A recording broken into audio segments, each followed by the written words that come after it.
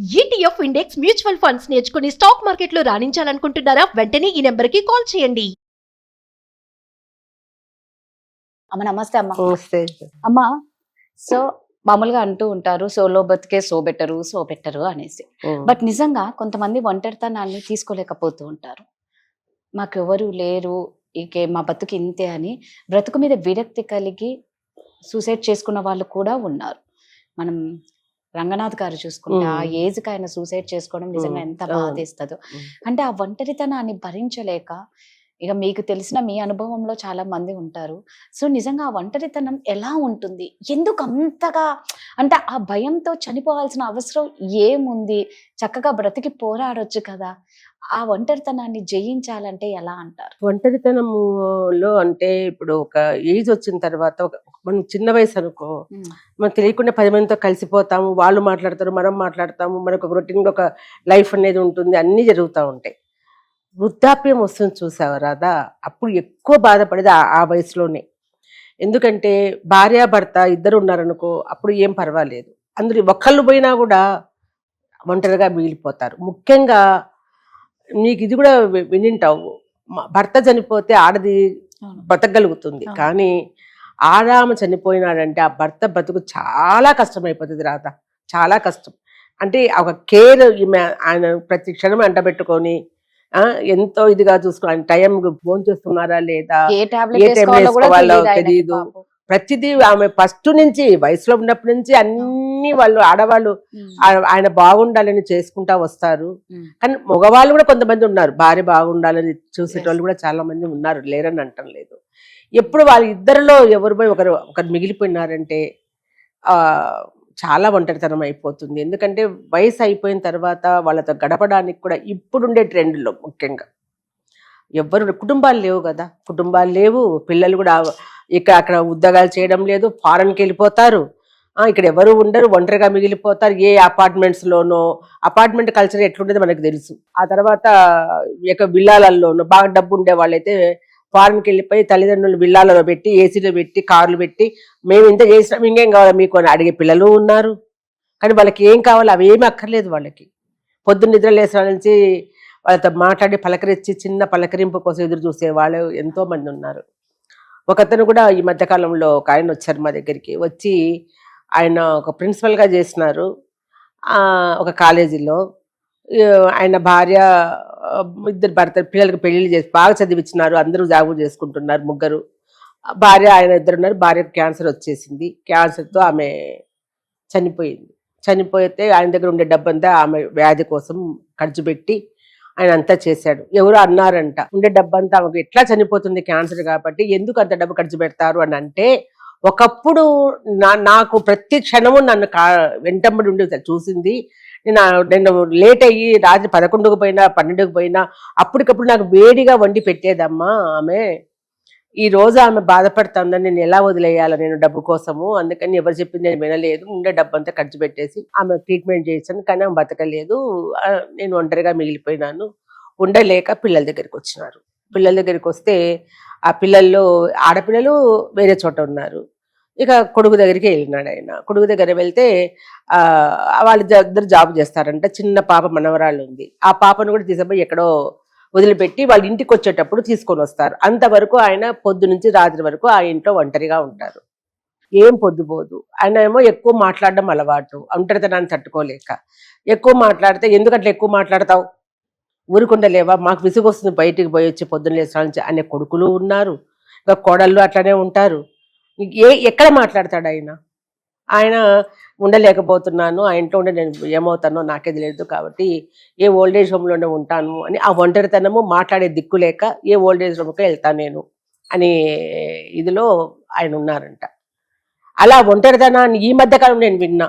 ఒంటరిగా మిగిలిపోయి పలకరించే వాళ్ళు లేక, వీళ్ళు వాళ్ళలో బయటికి పోయి వాళ్ళతోటి గడపలేక, ఎవరితోటి వాళ్ళంతా వాళ్ళు ఎవరి ఇళ్ళకాడికి పోయి రోజు పోయి ఏమ్మా ఇట్లున్నావు అనడం, ఏమన్నా అనడం, ఇవన్నీ చేయలేరు కదా. కొంతమంది ఆత్మహత్య చేసుకున్నారని నేను 2-3 సార్లు నేను ఇప్పుడు ఈ మధ్య కాలంలో విన్నా. ఒక 1 monthలో 3-4 పెద్దవాళ్ళు 70 అబో వాళ్ళు చనిపోయినారు ఆత్మహత్య చేసుకొని. ఇన్నేళ్ళు బ్రతికి ఇన్నేళ్ళు బతికి ఆ వయసులో దేనికి? లాస్ట్ ఎవరు పలకరించడం లేదని.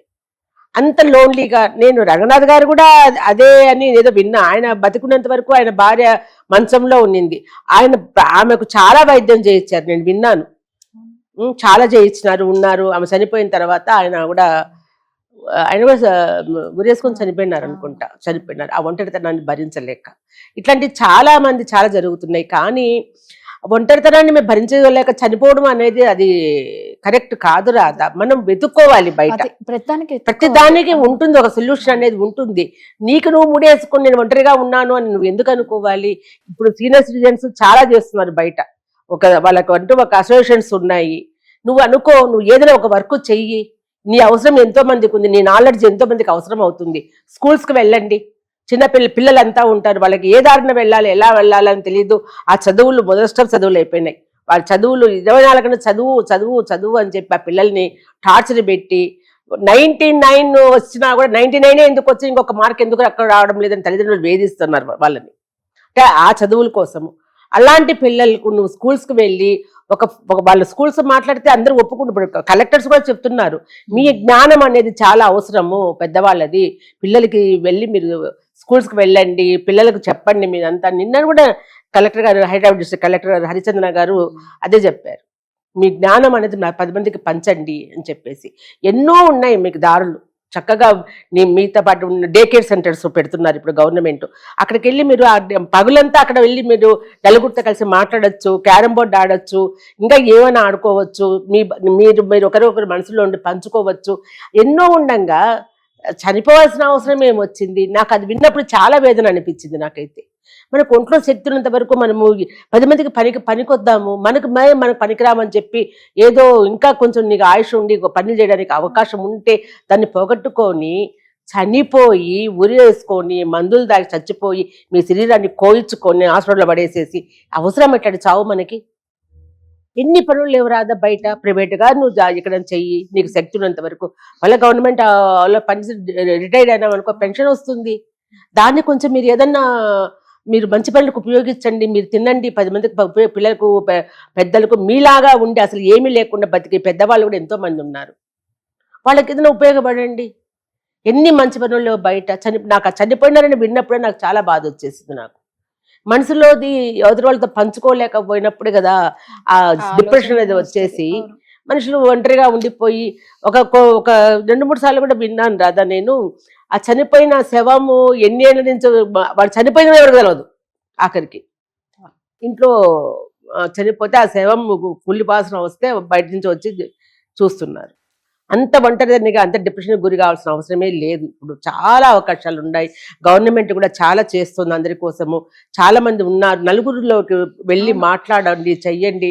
చాలా చక్కటి ఇది. ఇప్పుడు నేను కూడా ఒక ఓల్డేజ్ హోమ్ కట్టినాను స్టాచ్యూ ఆఫ్ ఈక్వాలిటీ దగ్గర. నేను ఎంతమంది ఉండాలని కూడా నేను అనుకోవడం లేదు. తక్కువ మంది ఉన్న వాళ్ళు ప్రశాంతంగా మా చుట్టుపక్కల చాలా బాగుంటుంది. పూర్వకాలం ఎట్లా ఉండిందో అట్లాంటిది నేను సృష్టిస్తున్నాను. అక్కడ గోశాల పెడుతున్నాం మేము. చక్కగా ఫిష్ పాండ్ పెద్దది కట్టాము. చేపలు అవిను ఒక పక్క తామర చెట్టు ఉండేటట్టుగా 1/2 ఎకరా దాన్నంతా నింపాలి, దాని నిండా మనుషులు ఉండాలని మేము అనుకోవడం లేదు అసలు.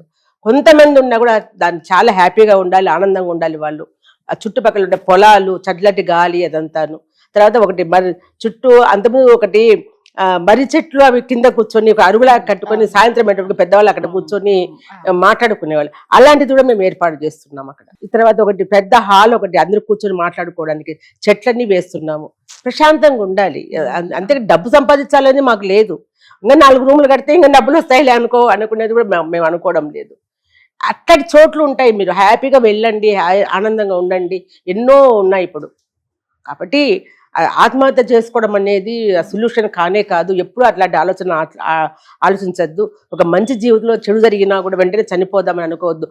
ఒక తలుపు మూస్తే ఇంకొక తలుపు తెరుచుకుంటుంది. పిల్లలు తల్లిదండ్రులు లేని పిల్లలు ఎంతో మంది ఉన్నారు. వాళ్ళని దగ్గర తీయండి, వాళ్ళతో గడపండి, కాసేపు హ్యాపీగా వెళ్ళండి. అంతేగాని చావు పరిష్కారం కాదు ఎవరికి కూడా. అసలు నన్ను అడిగితే రంగనాథన్ గారికి ఆయన చేయడం కూడా తప్పే. నన్ను అడిగితే నాకు తెలుసు వారు, కానీ ఆ స్టేజ్కి పోతారని నేను కూడా అయిపోయినాక తెలిసినాక బాధపడ్డాను. నేను అయ్యో అని చెప్పి అనిపించింది నాకు. నిజంగా ఇప్పుడు చాలా ఉందండి, మనం బతకనీకి కానీ ప్రతి దానికి ఉన్నాయి. చక్కగా దాన్ని మనం సద్వినియోగం చేసుకొని మన ఆయుష్ని పెంచుకుందాం. పెంచుకోవాలి. ఇప్పుడు ఆడపిల్లలు ఆడవాళ్ళు కూడా ఒంటరి వాళ్ళు అయిపోతున్నారు. భార్య భర్తలు గొడవబడి వదిలేసి వస్తే చనిపోవడాలు ఎన్ని అవసరమా? ఇంకో చక్కటి జీవితం ఉంది ముందర. ఇది ఎందుకు జరిగిందో, నీ మంచిగా జరిగింది అనుకో, దేవుడు ఇచ్చిన వదిలేస్తే జీవితాన్ని జీవితం అది హ్యాపీగా ఎంజాయ్ బతుకు చేయాలి. నువ్వు. మంచి హెల్త్ ని ఇచ్చినారు, అది అది కాపాడుకోవాలి. ఆ హెల్త్ ని కాపాడుకో, మనశ్శాంతిగా బతుకు, నలుగురికి ఉపయోగపడు. నువ్వు అసలు ఏది ఎవరో పక్కన ఉంటేనే ఇదనే కాదు కదా, నువ్వు వెతుక్కో దారి అసలు ఏం చేస్తే బాగుంటుంది అని చెప్పేసి. అంటే మన లాస్ట్ చరమాంక దశ వచ్చినంత వరకు నువ్వు మంచంలో పడకుండా నలుగురికి పనికొచ్చే విధంగా నీ జీవితాన్ని కొనసాగించు. నువ్వు వెళ్ళినా కూడా, వెళ్ళిపోయిన ప్రపంచం నుంచి అయ్యో వారు ఉండింటే ఎంత బాగుండేది కదా అనిపించేలా అని అనిపించేలా బతకాలి మనం. అది థ్యాంక్ యూ.